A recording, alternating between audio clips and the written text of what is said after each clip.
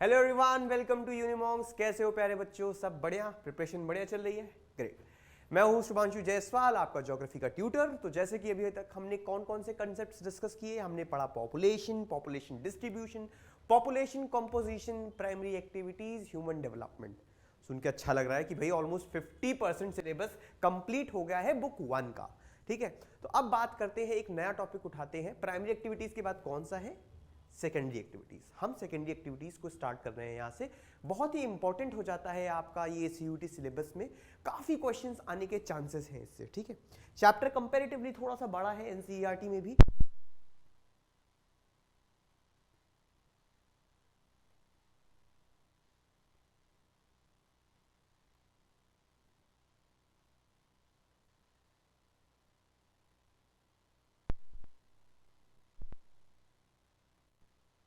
Classification of secondary activities is quite broad.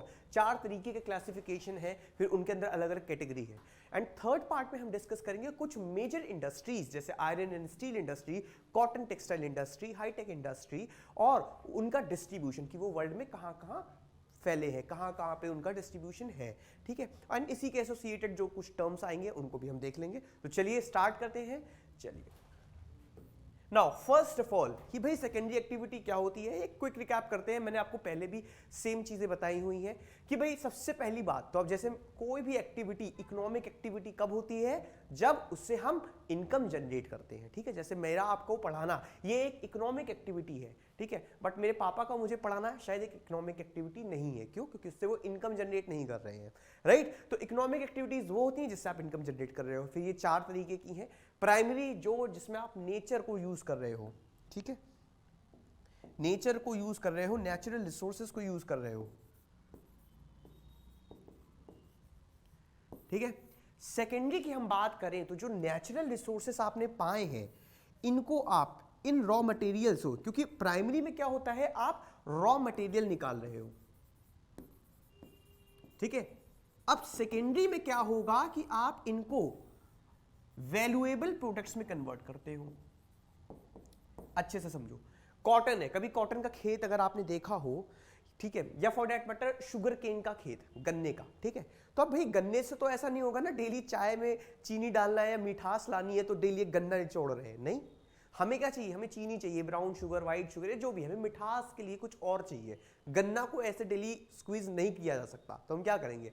हम गन्ने को कुछ इस तरह से कन्वर्ट करेंगे कि वो ज्यादा वैल्यूएबल बन जाए और वो ज्यादा यूजेबल बन जाए। तो ये काम करती हैं सेकेंडरी एक्टिविटीज।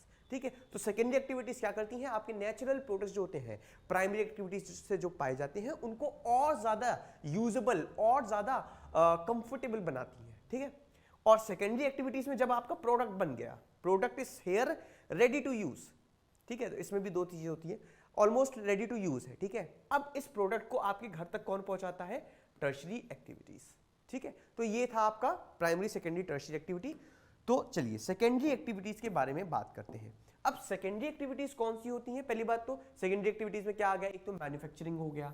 भाई मैन्युफैक्चरिंग का मतलब क्या होता है? वैसे तो इन लिटरल सेंस मैन्युफैक्चरिंग मींस कि अपने हाथ से कुछ बनाना। ठीक है, मैंने एक कागज का रॉकेट बना के शीऊ, दैट्स अ मैन्युफैक्चरिंग। ठीक है, प्रोसेसिंग का मतलब है जब आप प्रोसेस कर रहे हो, जैसे गन्ना था, शुगर केन, आपने बस उसको प्रोसेस किया, किसी और फॉर्म में कन्वर्ट कर दिया। मिल्क लिया आपने, उसको बस किसी वे में कन्वर्ट कर दिया कि उसके यूज ज्यादा बढ़ गए। ठीक है, ठीक, सो एंड कंस्ट्रक्शन एक्टिविटीज। तो ये सारी जो चीजें हैं ये आपकी आती है सेकेंडरी एक्टिविटीज में। ठीक है, इसमें से जो सबसे इंपॉर्टेंट है मैन्युफैक्चरिंग। ठीक है, तो हम बात पहले करेंगे लार्ज स्केल मैन्युफैक्चरिंग इंडस्ट्रीज की। खैर, तो मैन्युफैक्चरिंग क्या होता है? जैसे मैंने आपको बताया, conversion of raw materials into more usable, more useful and valuable articles. ठीक है, with the help of machines. तो कई बार हम मशीन्स यूज कर लेते हैं, कई बार नहीं भी करते, but majority of time it includes the machines. Okay, तो चलिए आगे बढ़ते हैं। नाउ अब कुछ फीचर्स हैं, फीचर्स या हम इनको कह सकते हैं कैरेक्टरिस्टिक्स।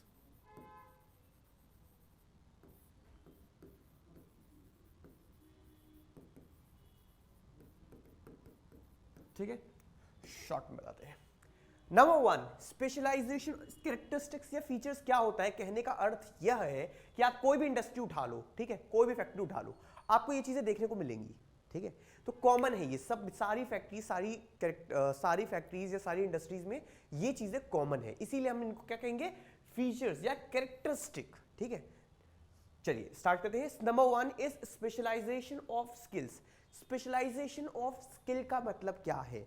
देखिए, जब हम डेली एक ही काम को अच्छे से करते हैं तो हम उसमें स्किल्ड हो जाते हैं, हमारी स्किल आ जाती है उसमें, ठीक है। हम उसमें क्या बन जाते हैं? Practice makes the man perfect, ठीक है। तो इसमें क्या होता है? Mass production involves the production of large quantities of standardised parts by each worker.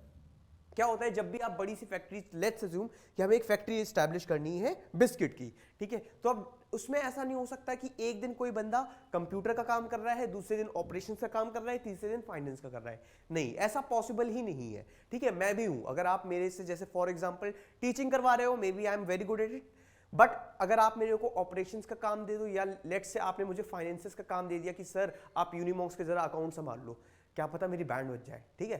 तो jack of all trades is master of none basically. तो एक इंसान जो होता है वो किसी एक स्किल में अच्छे से परफॉर्म करता है। तो पर्टिकुलरली आपको मैन्युफैक्चरिंग इंडस्ट्रीज, और अगर आप लार्ज स्केल मैन्युफैक्चरिंग इंडस्ट्रीज की बात करो तो वहां ऐसे लोग ही मिलेंगे जो किसी एक स्किल में माहिर हो, ठीक है। अब वो आपका वर्कर बिल्कुल लेबर क्लास से लेकर टॉप तक हो सकता है, कोई भी हो सकता है, ठीक है। जरूरी नहीं है कि वो कोई, मैं मैनेजर की बात कर रहा हूं, डिप्टी मैनेजर की, वो कोई भी हो सकता है, ठीक है। नेक्स्ट इज मैकेनाइजेशन, ठीक है। अब ऑब्वियसली आज के समय में हम मैन्युफैक्चरिंग कर रहे हैं, हम खूब सारे प्रोडक्ट्स को मैन्युफैक्चर करना चाहते हैं, बहुत सारी चीजें क्वांटिटी में बनाना चाहते हैं, तो इसके लिए हमें क्या चाहिए होंगी? मशीन्स, ठीक है, ऑटोमेटेड मशीन्स। ऑटोमेशन का मतलब क्या है? ऑटोमेटिक, जैसे घर में हमारी वॉशिंग मशीन होती है, ठीक है, तो वो क्या करती है? हमारा अगर मैनुअल वॉशिंग मशीन होती है तो उसमें हम खुद कपड़े डाल रहे हैं, खुद पानी डाल रहे हैं, फिर हम पानी से निकाल भी रहे हैं उनको, स्पिन के लिए दोबारा डाल रहे हैं, फिर निकाल रहे हैं, ये होता है। फुली ऑटोमेटिक में क्या होता है? ऑटोमेटिक वॉशिंग मशीन में कपड़े डाला, सर्फ बस ऊपर से डाल दिया, वो अपने आप वेट करती है कि कितना वेट है इन कपड़ों का, कितना पानी उसके अकॉर्डिंगली डालना है, टेम्परेचर अपने आप सेट कर लेती है। तो फुली ऑटोमेटिक मशीन ऐसा काम करती है। तो बेसिकली मशीन्स का काम क्या है, या ऑटोमेटिक जो मशीन्स होती है उनका काम क्या होता है कि दे नो ह्यूमन इंटरफेरेंस, कि भाई मेरा काम नहीं हो जाता ना, फिर मेरे को मशीन में चिंता नहीं करना कि कपड़े कब निकालने हैं, कितनी देर में निकालने हैं, नहीं। तो सिमिलरली जब आप फैक्ट्रीज में मशीन्स यूज करते हो, जब आप इंडस्ट्रीज में मशीन्स यूज करते हो, तो आपके सर से हेडेक हट जाता है, सारा काम मशीन्स करती हैं ऑटोमेटिकली, ठीक है। सो यूजिंग गैजेट्स और automatic factories with feedback and closed loop computer control systems, ठीक है। Closed loop computer system, feedbacks, ये सब बेसिकली आप समझ रहे होंगे कि एक तरह से प्रोग्रामिंग एंड ऑल से रिलेटेड है, ठीक है। चलिए नेक्स्ट बात करते हैं। Now technological innovations. अब देखिए कोई भी चीज है, अब मैं आज एक बिस्किट ही बना लूं, ठीक है, लेट्स से मैंने बनाया गार्ले जी बिस्किट, कोई खरीदेगा इसको? मैं मार्केट में ले आया आपके आगे मैंने दो बिस्किट रख लिए, एक ये रख दिया पार्ले जी, एक रख दिया गार्ले जी। आप खरीदोगे गार्ले जी जस्ट बिकॉज शुभांशु सर अच्छी ज्योग्राफी पढ़ाते हैं? खरीद लोगे? शायद नहीं, ठीक है। तो हमें हमेशा जब भी हम मैन्युफैक्चरिंग कर रहे होते हैं, हमें कुछ इनोवेशन चाहिए होता है, कुछ रिफॉर्मेटिव चाहिए होता है, कुछ ऐसा जिससे इंप्रूवमेंट आए, ठीक है। अगर कुछ भी नहीं ना, तो एटलीस्ट कॉस्ट का इंप्रूवमेंट आए। अब पार्ले जी से अगर जैसी क्वालिटी, अगर मैं आपको पार्ले जी का बिस्किट लेट से 10 रुपीज का है और मैं वही चीज वही क्वालिटी आपको 5 रुपए में सप्लाई कर दूं, तो you will definitely go for my biscuit, isn't it, ठीक है। तो यही है, through research and development, strategy for quality control, eliminating waste and inefficiency and combating pollution. तो ये अलग अलग तरीके से बेसिकली क्या करना है, टेक्नोलॉजी को बढ़ाना है, ठीक है। और ऑब्जेक्टिव क्या होगा, ताकि हम ज्यादा से ज्यादा अच्छी मैन्युफैक्चरिंग कर पाए। और अच्छी मैन्युफैक्चरिंग कब है, जब पोल्यूशन आपका रिड्यूस हो, एफिशिएंसी बढ़े। एफिशिएंसी समझ रहे हो कि कम बिजली या कम रिसोर्सेज में ज्यादा से ज्यादा आउटपुट आए, ठीक है। Then organisational structure and stratification, जैसा कि मैंने अभी पहले बताया ना, स्पेशलाइजेशन ऑफ स्किल्स, ये उससे रिलेटेड है कि भाई ऐसा नहीं हो सकता कि एक ही जो है चेयरमैन वही सब कुछ कर रहा है, वही ऑपरेशंस देख रहा है, वही सब कुछ देख रहा है। नहीं, हमने डिपार्टमेंट्स बना दिए कि भाई कोई है डिपार्टमेंट ऑफ फाइनेंस, ठीक है, कोई है ऑपरेशंस। ऑपरेशंस मतलब जो पूरा ओवरऑल मैनेज करते हैं प्रोडक्शन, ठीक है, कोई हमने बना दिया सिक्योरिटी के लिए, कोई हमने बना दिया आईटी के लिए, कोई हमने बना दिया इंजीनियरिंग रिलेटेड, अगर हार्डवेयर मशीन्स है मैकेनिक रिलेटेड, ठीक है। तो अलग अलग हमने डिपार्टमेंट्स बांट दिए, हमने एक स्ट्रेटिफिकेशन कर दिया। स्ट्रेटिफिकेशन मतलब अलग अलग लेवल्स या फॉर दैट मैटर अलग अलग काम को बांट दिया, ठीक है, एक्सपर्टीज के according. So complex machine technology, extreme specialisation, division of labour, vast capital, large organisations and executive bureaucracy, तो ये सारी चीजें चाहिए होती हैं आपकी लार्ज स्केल मैन्युफैक्चरिंग इंडस्ट्रीज में, ठीक है। आई होप ये सारे टर्म्स आपको समझ में आ रहे हैं। स्पेशलाइजेशन का मतलब मैंने बताया कि किसी एक चीज में आप स्पेशलाइज्ड हो।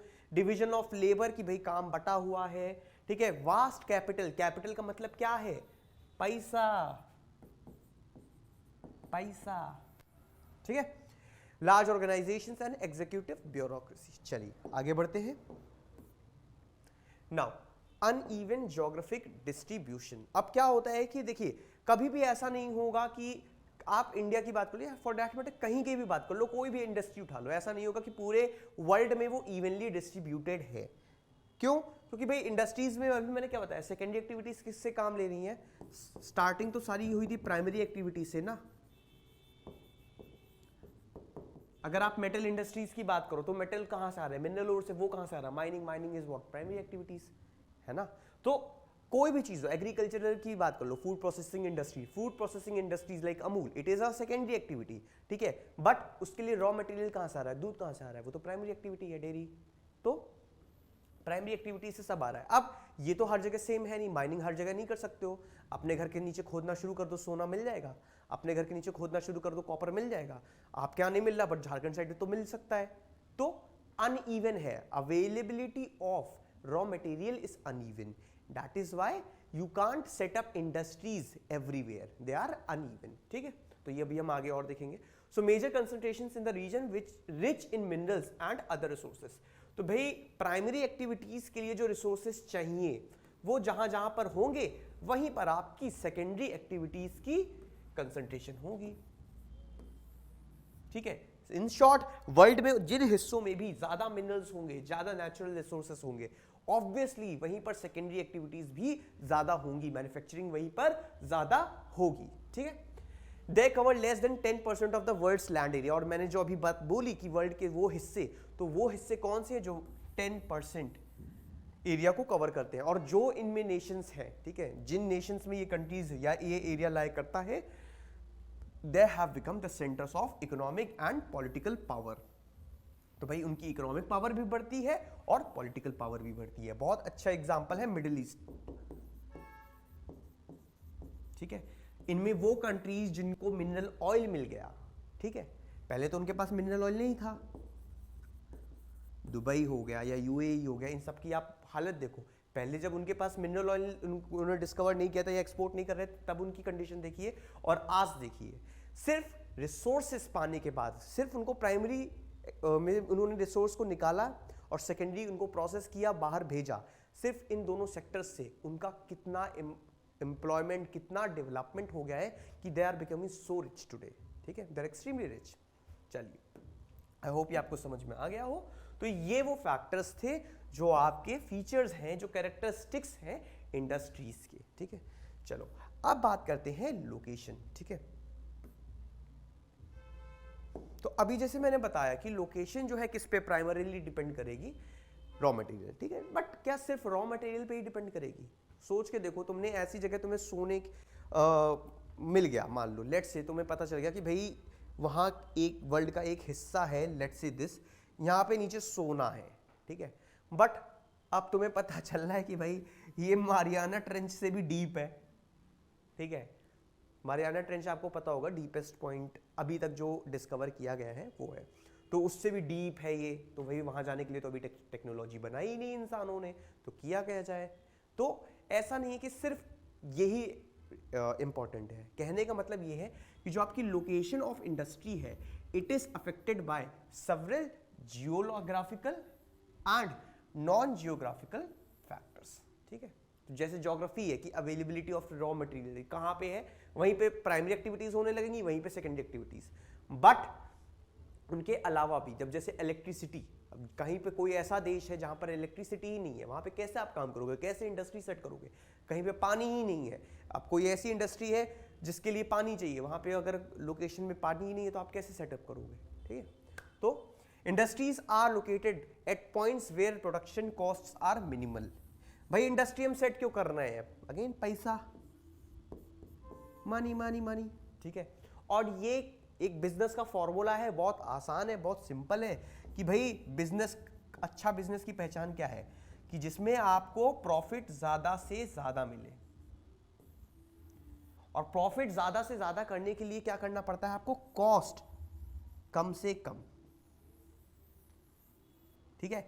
एक बिस्किट बनाना है अगर मुझे गार्ले जी, तो मैं उसको ऐसे बनाऊंगा कि जो मेरा कॉस्ट है, यानी कॉस्ट मतलब बनाने का जो खर्च है वो कम से कम हो। लेट्स से मैं वो बिस्किट मार्केट में बेच रहा हूं 5 रुपए में, तो अगर मैं उसको 6 रुपए में बना रहा हूं, बिस्किट ही मेरा 6 रुपए का, और मैं उसको 5 में बेच रहा हूं, तो मेरा कोई फायदा है? No, rather I am in the loss of 1 rupee. तो मैं उसको क्या करूंगा? कम से कम कॉस्ट ₹4 या ₹3 या ₹2.5 में बनाऊंगा, ताकि मेरा जो कॉस्ट है वो रिड्यूस हो जाए, प्रॉफिट है वो इंक्रीज हो जाए। सिंपल है, ठीक है। तो चलिए अब देखते हैं कि 1 बाय 1 वो फैक्टर्स कौन से है। सबसे पहले तो है एक्सेस टू मार्केट एरियाज। भाई बिस्किट बना लिया मैंने, मान लो सब ठीक है, बट इवेंचुअली उसका होगा क्या? मिनरल रिसोर्सेज है तो उनका होगा क्या? एग्रीकल्चरल रिसोर्सेज है तो उनका होगा क्या? इवेंचुअली तो उन्हें हर रिसोर्स को, कोई भी आप इंडस्ट्री उठा लो, उसके प्रोडक्ट्स को कौन यूज करेगा? इवेंचुअली तो कौन यूज करेगा? Consumers. And where will you get consumers? अब जंगल में आपने माइनिंग कर ली है, वहां से लेट से जंगल में ही आसपास कहीं पे उसकी रिफाइनिंग और ये प्रोसेस भी आपने कर लिया, सेकेंडरी एक्टिविटी भी कर लिया, बट क्या लोग जंगल में आके खरीदेंगे? नहीं। तो आपको क्या करना पड़ेगा? इसको मार्केट तक लाना पड़ेगा।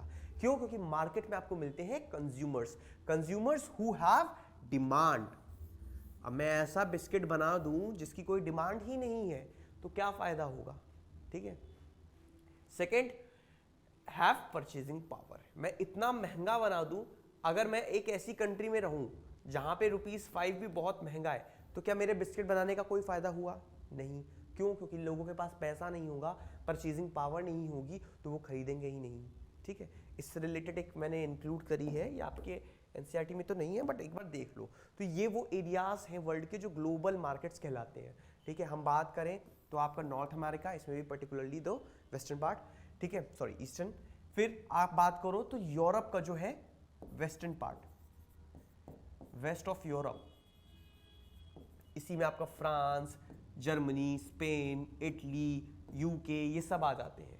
और काफ़ी इंडिया के जो ब्रांड्स हैं, कभी भी आप डाल के देखना, ये most of the brands are either from Italy और जर्मनी और फ्रांस, इन 4-5 और यूके, तो इधर से ही है घूम फिर के। क्यों? क्योंकि इनमें जो इंडस्ट्रियल रेवोल्यूशन है वो पहले हुआ था, इसलिए इनके पास बहुत अच्छे प्रोडक्ट्स हैं, इंडस्ट्रीज इनकी बहुत अच्छे से ग्रूम्ड है।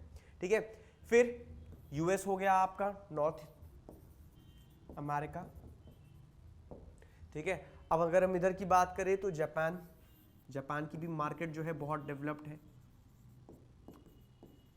ठीक है, ऑस्ट्रेलिया और न्यूजीलैंड। अब ऐसा नहीं है कि सोचो कि सर ये बस इंडिया तो कहीं है ही नहीं, इंडिया भी है इसमें। ठीक है, इंडिया हो गया या साउथ ईस्ट एशियन कंट्रीज जो है, इनकी भी जो मार्केट है वो स्ट्रांग है, वहां पे डिमांड है लोगों की काफी। ठीक है, तो इसलिए हमेशा इंडस्ट्रीज क्या करेंगी, इनके आसपास सेटअप करना चाहेंगी अपने प्लांट्स, अपनी फैक्ट्रीज, अपनी इंडस्ट्रीज।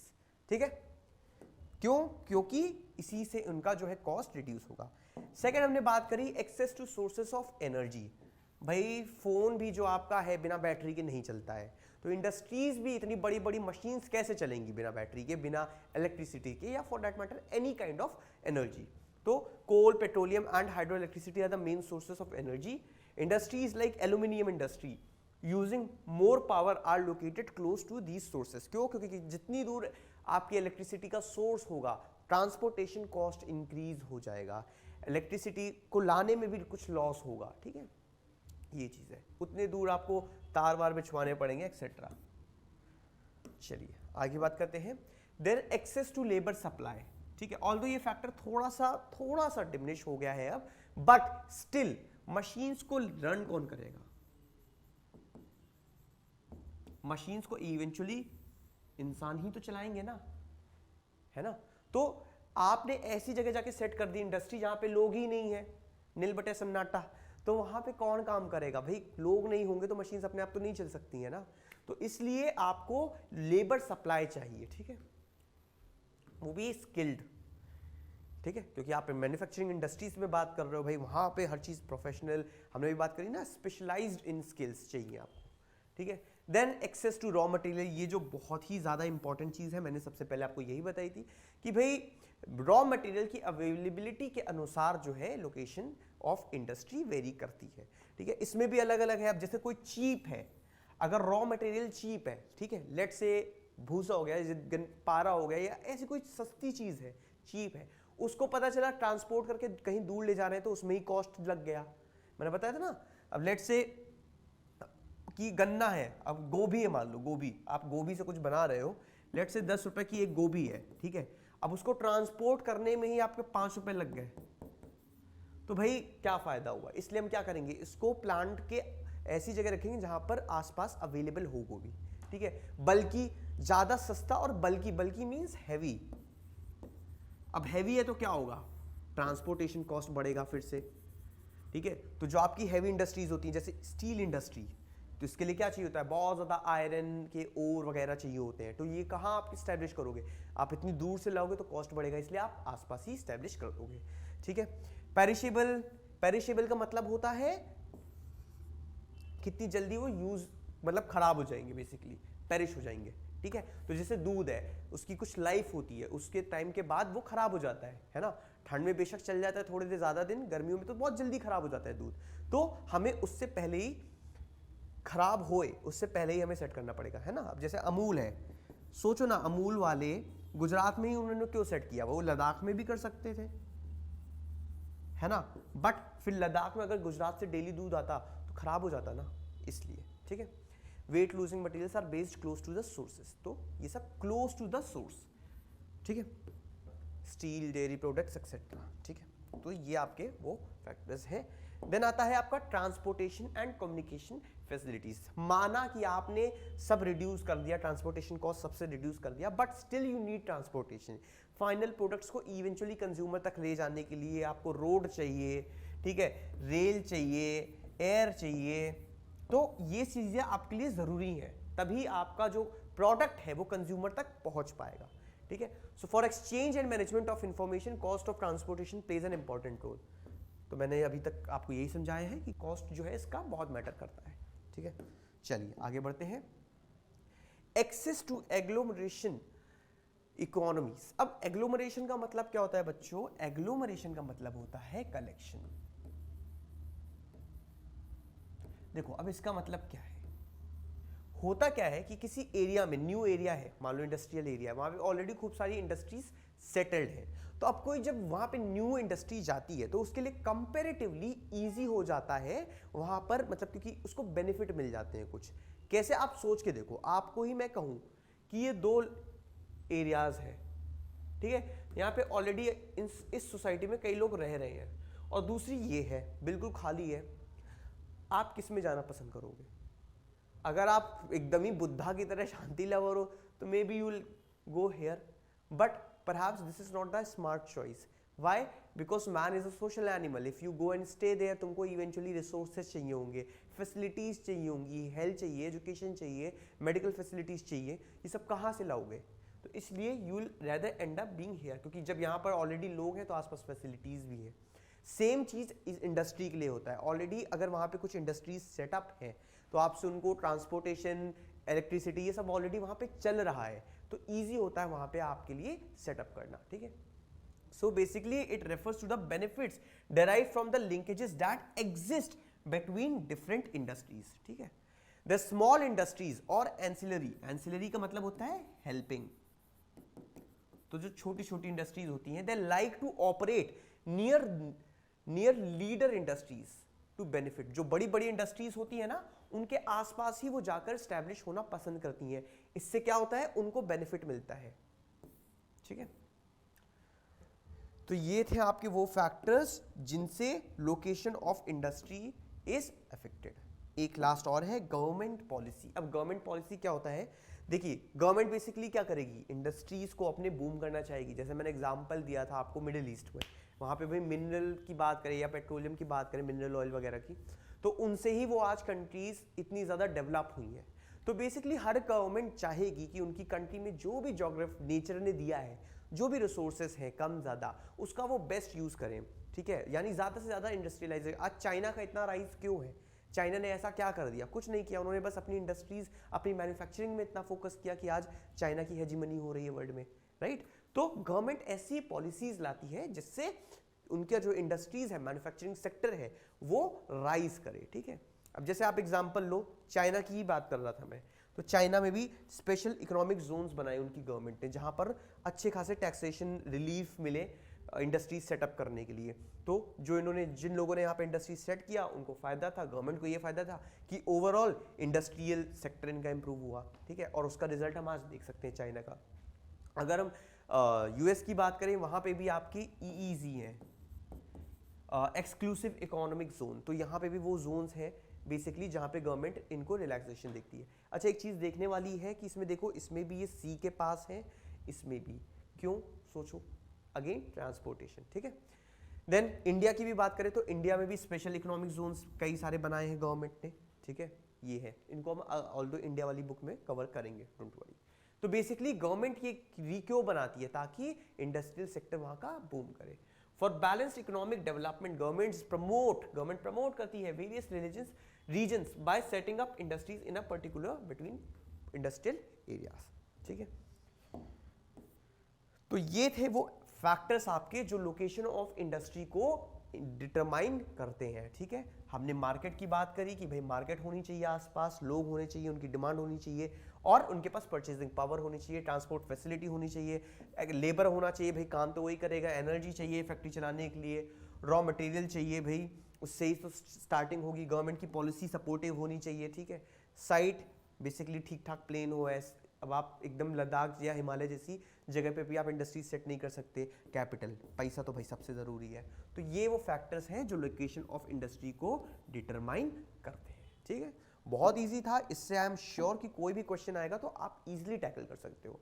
थोड़ा सा common sense and that's it, ठीक है। कुछ इसमें डिफिकल्ट अभी तक तो था ही नहीं। एक टर्म आपकी बुक में दे रखा है, इग्नोर मत करना। मैंने पहले भी कहा है कि पिछले साल CUET में जो साइड के बॉक्सेस हैं उनसे काफी क्वेश्चंस आए हैं, तो इस बार भी हमें इग्नोर नहीं करना है। तो फुट लूज इंडस्ट्रीज की हम बात करते हैं। फुट लूज मतलब पैर ढीला है, मतलब जूता टाइट नहीं है। टाइट नहीं मतलब कोई रिस्ट्रिक्शन नहीं है। Basically they can be located in a wide variety of places. ये वो इंडस्ट्रीज है जिन पे कोई रिस्ट्रिक्शन नहीं है, कोई टाइज नहीं है। ये आराम से, सहूलियत से इनको जहां मन करे वहां सेट कर सकती हैं। क्यों? Because they are less dependent on specific raw materials. इनके लिए जो रॉ मटेरियल चाहिए वो इतना स्पेशल नहीं है या इतना चीप या इतना महंगा नहीं है कि वो उसी जगह पे करें। उनके पास वो ईज हो जाती है, ठीक है।